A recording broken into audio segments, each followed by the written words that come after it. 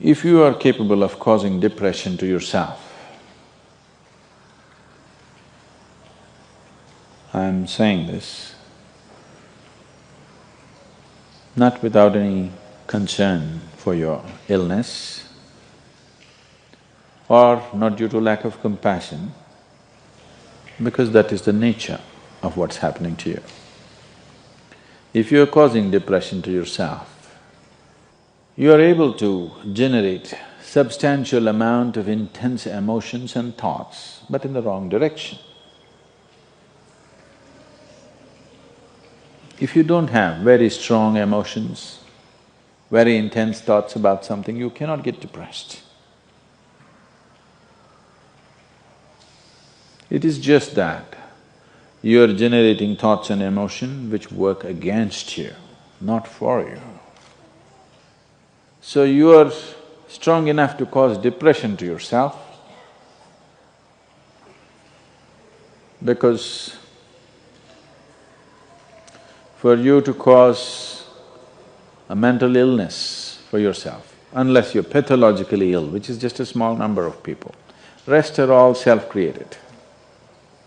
Most of them are self-created. A few are pathologically ill, they cannot help it. It just comes from within because of genetic and other factors. Almost everybody here, if we train them towards a certain kind of thought process and emotion and push them a little bit with the outside situations, almost everybody will go lose their mental balance. They will become clinically ill. They can be driven to madness, I'm saying, because the line between sanity and insanity is very thin. People keep pushing it. You get angry, you're pushing the line. It's a thin line. In fact, when you get angry, you know you're pushing the line. That's why the expression, I was mad at somebody. You're not mad at somebody, you're just going mad. You cannot be mad at somebody. You're just pushing your sanity, the boundaries of sanity, and moving into insanity for a certain period of time and coming back. You do one thing, every day you try this, 10 minutes a day.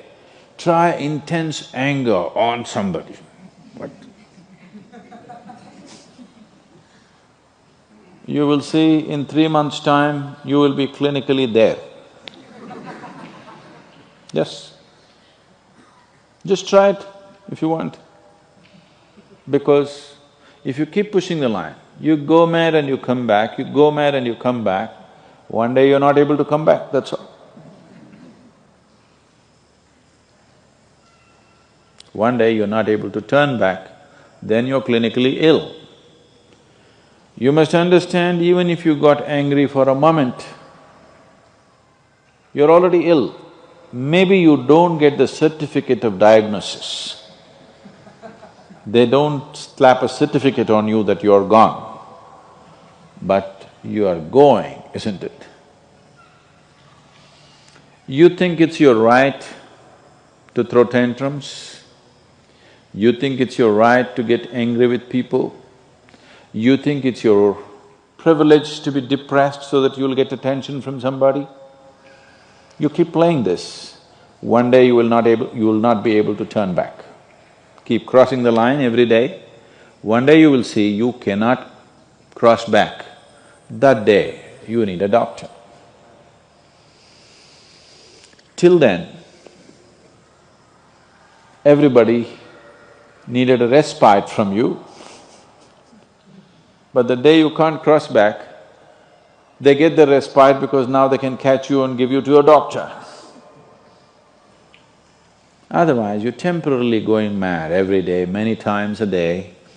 They cannot even send you to an asylum, they have to bear with you, your family, your friends, your people around you. If you get at least truly clinically ill, we can hand you over. There's one temple in Tamil Nadu, where they chain you and keep you. where there is no hospital, no psychological for ailments, there is no hospital, there is a temple that somebody created which is supposed to push people back into sanity. So, families just take them and leave them there, they're shackled and left in the temple. You give them some money, they'll feed you, and you're just there like an animal, tied up. I think if hospitals were run like this, a lot of people wouldn't go crazy. They would maintain their sanity. Right now it's too deluxe. If you make hospital extremely comfortable, it'll become an incentive to become sick. And you have incentives in your life to become ill, right from your childhood. You got the maximum attention only when you fell ill. When you are happy, they screamed at you. When you squealed in joy, they screamed back at you, adults. You… then boo-boo, boo-boo, boo-boo, boo-boo. When you are a child, physical illness is good because you'll get attention from your mother and father and everybody around you, and you don't have to go to school on that day. So you learn the art of falling physically ill. But once you get married, you learn the art of becoming mentally ill. Because if you want to get attention, you go sit in a corner, act depressed, people will pay attention to you. So, you keep playing this game, one day you're not able to cross the line back.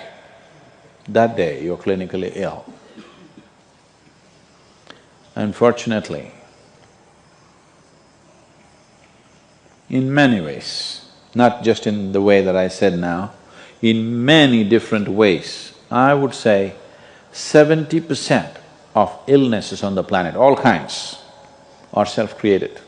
Even if you get an infection, there is a way. If you keep yourself in a certain way, physically and mentally, the virus and the bacteria will not work the same way as it works upon somebody else. If you set yourself like this, no matter what's happening, anyway, I have to go and do this, this and this. There's no break from that. The last 29 years, I have not been able to cancel one program because I'm running temperature, I got a cold, I got this, I got that. It doesn't matter what's happening, what you have to do, you anyway have to do. You can't turn back on that. Either out of your commitment or you have a boss like that. One way or the other, if it happens, then you will see, you will not at all fall sick so often. Because if you have temperature, you still have to go. If it's summer, you still go, right? Now, a lot of people don't go. It's a little hot outside, they don't go and work. Little cold outside, they don't go and work. A little raining, they won't go and work. A snowflake, they will not go and work. This is just weather. So for every change in weather, if you have the comfort of covering yourself in a blanket and lying down, once you create that, your body will learn to fall sick as often as possible. If you just keep it this way, it doesn't matter what it is, anyway I have to go and do what I have to do, you will see your body will just bounce back as quickly as possible, even if it gets the worst kind of infections. So, you just have to set the necessary conditions for health, necessary incentives for health, both for yourself and your children if you have them.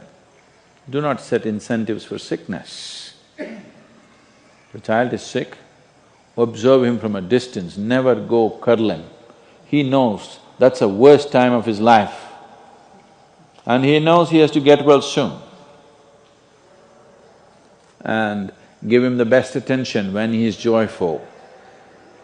You will see he naturally learns from within. His very chemistry will learn that it pays to be joyful, it doesn't pay to be sick. If you make this very clear to your own biology, to your own chemistry and to everybody around you, you will see people will not fall sick as often as they are right now. So set that up for yourself. You will see you will get healthy. If you can turn your mind this way, you can also turn it this way. I want you to understand this. No, I'm like this because my father abused me when I was 7 years of age. If you know all that bullshit, you can as well turn yourself around, isn't it? It's time. You must understand, mentally, physiologically, chemically, energy-wise, you must clearly understand it doesn't pay to be sick, unhappy, depressed. It doesn't pay. To be joyful and ecstatic, it pays. If you make this clear to all these people inside, they will all behave properly.